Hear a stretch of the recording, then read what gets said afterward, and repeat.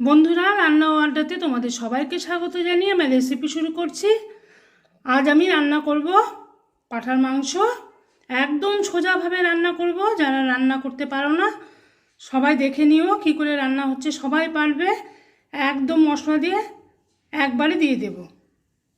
এখন গরম কড়াইতে আমি তেল দিয়ে দিয়েছি, এর মধ্যে কয়েকটা আলু খুলে টুকরো করে রেখেছি, সেটা ভেজে নেব হালকাভাবে। এর মধ্যে সামান্য হলুদ দিয়ে দেবো, হলুদ দিয়ে ভেজে নেব, তাহলে কালারটা ভালো হবে। আলুগুলো ভাজা হয়ে গেছে, এখন আমি তুলে নিচ্ছি।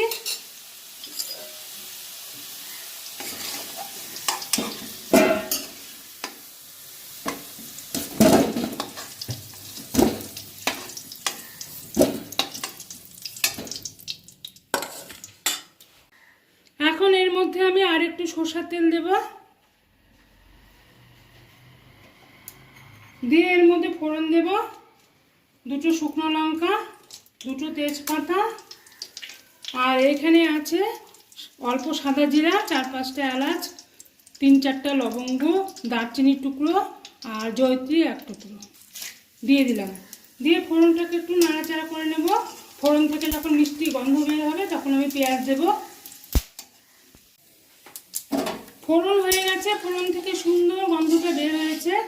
এখন এর মধ্যে আমি 3টা কুচনো পেঁয়াজ দিয়ে দিচ্ছি।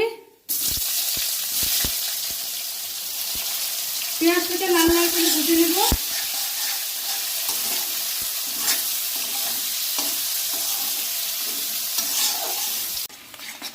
পেঁয়াজকে লাল লাল করে ভেজে নিয়েছি। এখন এর মধ্যে মশলা দেব।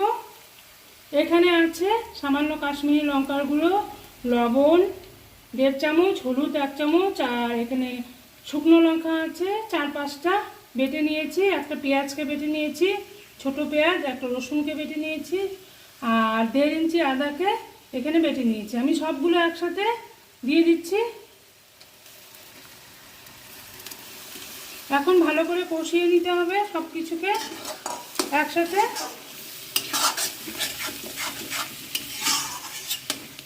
এখানে 2টো টমেটো আছে বাটা।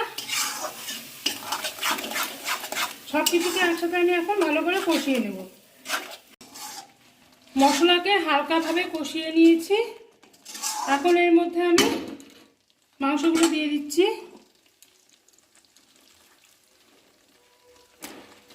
সবগুলো মাংসকে এর মধ্যে দিয়ে আরো ভালোভাবে কষিয়ে নিতে হবে।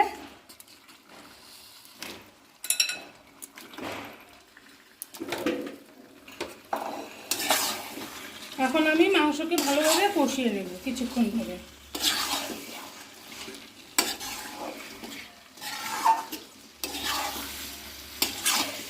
বেশ কিছুক্ষণ ধরে মাংস কষাতে হবে। যত কষানো ভালো হবে খেতে তত ভালো লাগবে। বন্ধুরা, এইভাবে একবার করে খেয়ে দেখো, হয়তো ভালো লাগবে। যদি আমার এই রেসিপি তোমাদের ভালো লাগে আমার চ্যানেলটিকে সাবস্ক্রাইব করে দিও, আর পাশে থাকা বেল আইকনটি ক্লিক করো, তাহলে আমার নতুন নতুন রান্নার আপডেট তোমাদের কাছে সবার আগে পৌঁছে যাবে। আমি মাংসকে বেশ কিছুক্ষণ ধরে কষিয়ে নেব।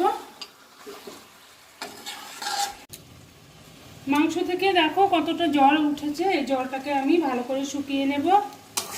আর একটু ভালো করে কষিয়ে নিতে হবে, মশলার কাঁচা গন্ধ না যাওয়া পর্যন্ত আমি এভাবে কষাতেই থাকবো।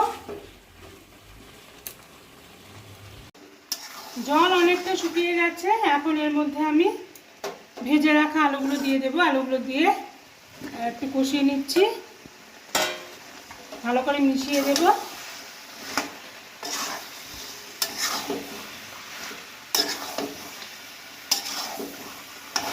ভালো করে মিশিয়ে এর মধ্যে আমি জল দিয়ে দেব। আমি হাঁড়িতে গরম জল করে রেখেছিলাম, সেটা দিয়ে দিচ্ছি।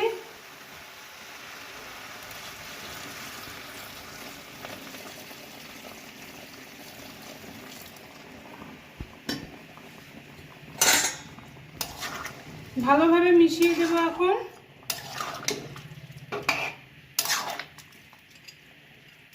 মেশানো হয়ে গেছে। এখন আমি প্রেসার কুকারে ঢালবো। আমি একটা প্রেসার কুকার নিয়েছি, এখন এর মধ্যে আমি মাংসগুলোকে ঢেলে দেব। সবগুলো মাংস দিয়ে দিচ্ছি।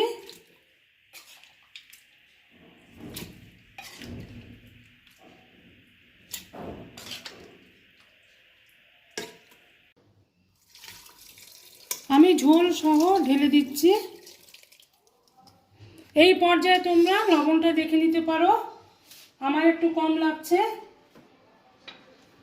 আমি দিয়ে দিয়েছি লবণ।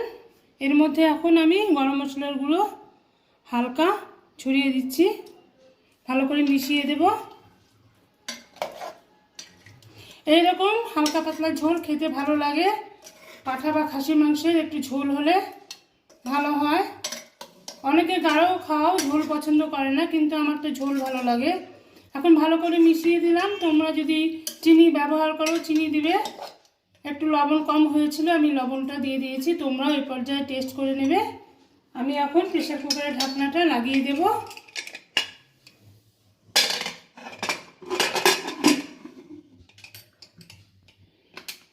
আমি গ্যাসে বসিয়ে দিচ্ছি প্রেসার কুকার।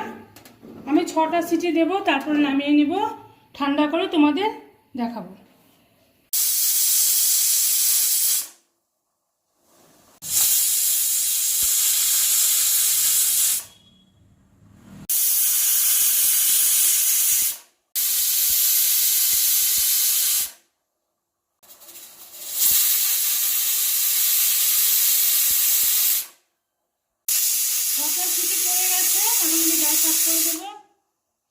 ঠান্ডা করে তারপরে তোমাদের দেখাচ্ছি।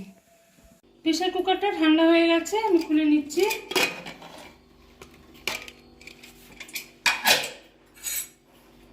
দেখো কি সুন্দর হয়েছে। ঝোলটাও বেশ পাতলা পাতলা হয়েছে, অত গাঢ় হয়নি। এই দেখো।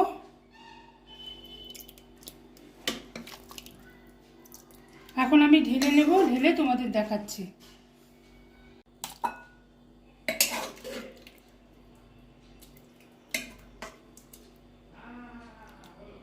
গরম ভাতে এরকম পাতলা মাংসের ঝোল খেতে কিন্তু ভীষণ ভালো লাগে।